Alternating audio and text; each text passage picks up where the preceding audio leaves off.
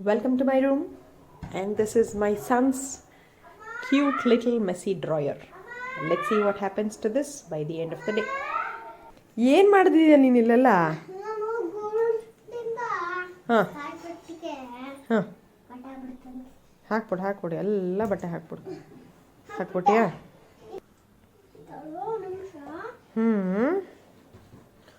ಓಹೋ that's a lot. ಎಲ್ಲ ಬಟ್ಟೆ ತೆಗಿ ಅದರಿಂದ ಒಳಗಡೆಯಿಂದ ಎಲ್ಲ ಬಟ್ಟೆ ತೆಗಿ, ಎಲ್ಲಾನು ತೆಗಿ. Very nice, super, very nice. ಓಹೋ ಹೂ ಸೂಪರ್.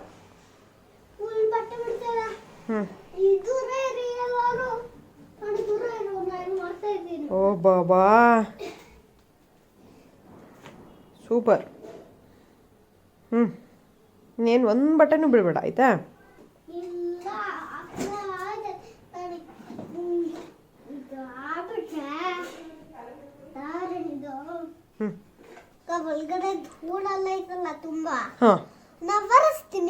Okay super. ನಿನ್ನ ತಲೆ ಜೋಪಾನ.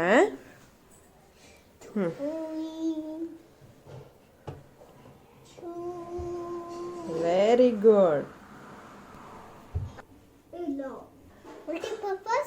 ಹಾಂ, multipurpose cleaner super. ಹಾಕಮ್ಮ,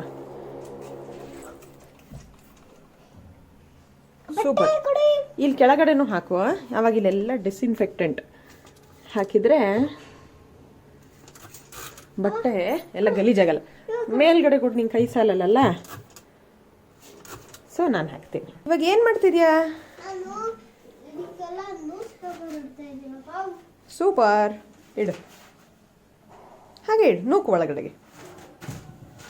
very nice, very nice.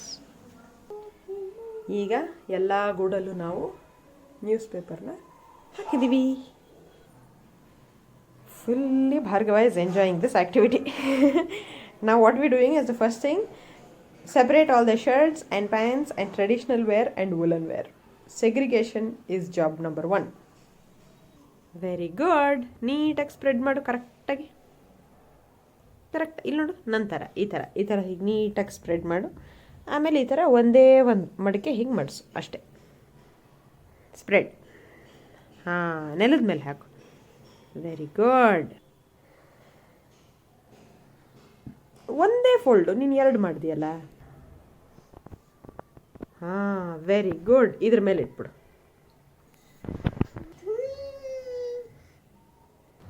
As you can see, all these clothes are to be discarded, and these are some of the clothes that he has, which are segregated separately into the inner wear, outside wear, casual wear, festive wear, traditional wear. So we're just segregating now.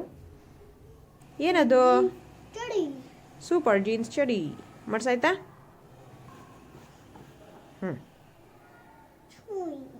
ಇವಾಗ ಅದ್ರ ಮೇಲಿಡು.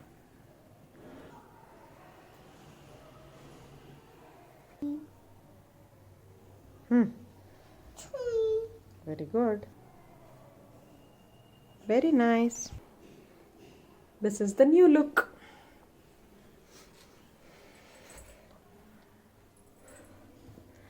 And there's some space,